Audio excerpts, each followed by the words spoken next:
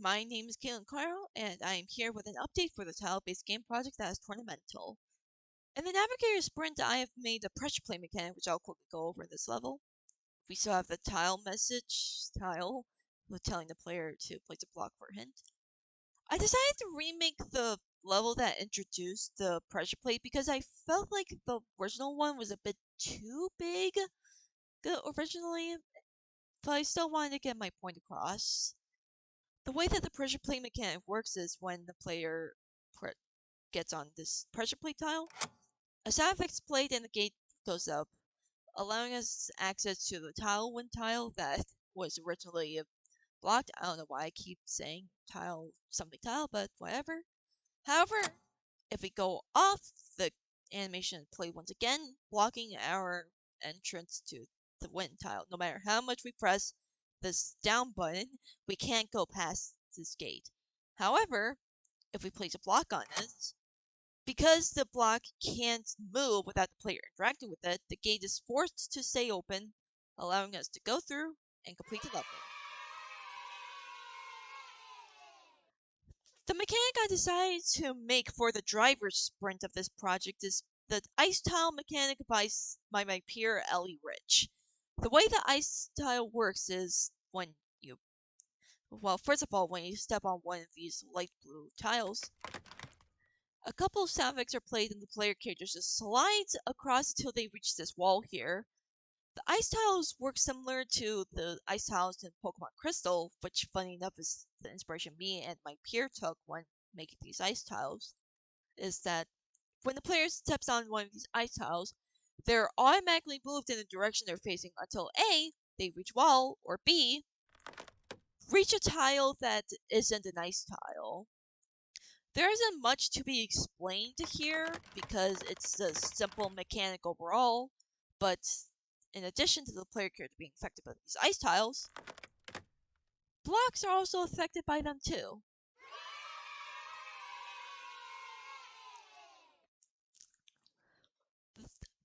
For this last level, I would like to demonstrate the ice tile and my pressure plate mechanic both being combined as one because the ice tile works incredibly well with my pressure plate mechanic, funny enough.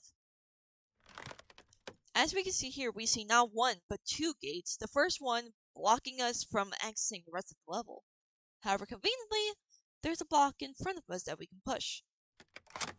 Because it's the ice tile, the block immediately goes to the pressure plate, allowing us access to the rest of the level.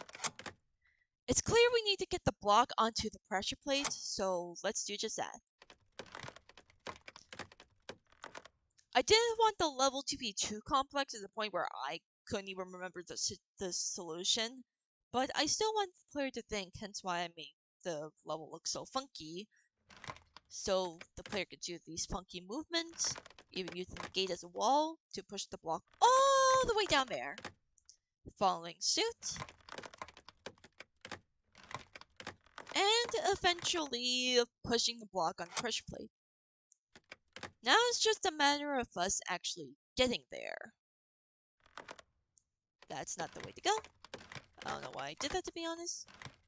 Yes, I'm well aware of this issue. I'm gonna get into that once I complete this level. But point is, we complete the level normally, ignoring the invisible wall that's somewhat there. And there we go! We completed the game. Before I go into how I developed the ice tile mechanic, I feel like you're probably wondering of why I suddenly stopped in the middle of the final level. This is because I did messed up when it comes to making the tile map. Apparently, if you do Control Z, which is usually how you undo any mistakes you make in Unreal, it messes with the code of the tile map. Hence why this level is a bit more broken than the other, but it still works nonetheless.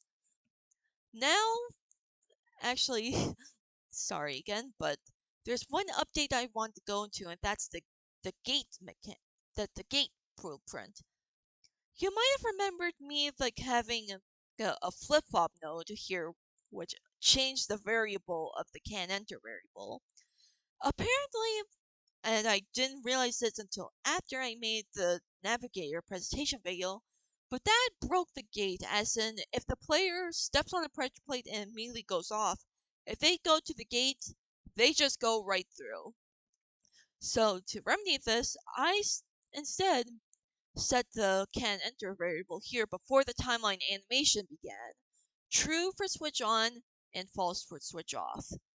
I apologized in advance to anyone else that was using my code and made it clear of the bug I found. So, note to self, check for bugs a lot more than usual before making a video on them.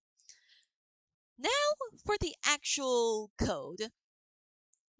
First, I did something similar to my pressure plate mechanic by using the event on entered to then the trigger then call the function isTileNeighbor, which will then cause the player to move across the ice tile until they reach a wall or a floor tile.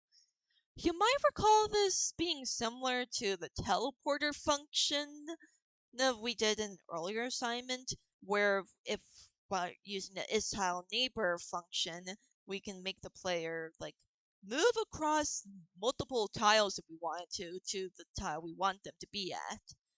And as you can see, we have an additional PlaySound2D function which calls a random sound effect which I've taken from Westar and then applying it here.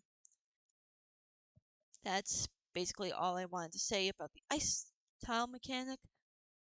I would like to thank Ellie Rich for letting me use their mechanic to make this this project, this portion of the project.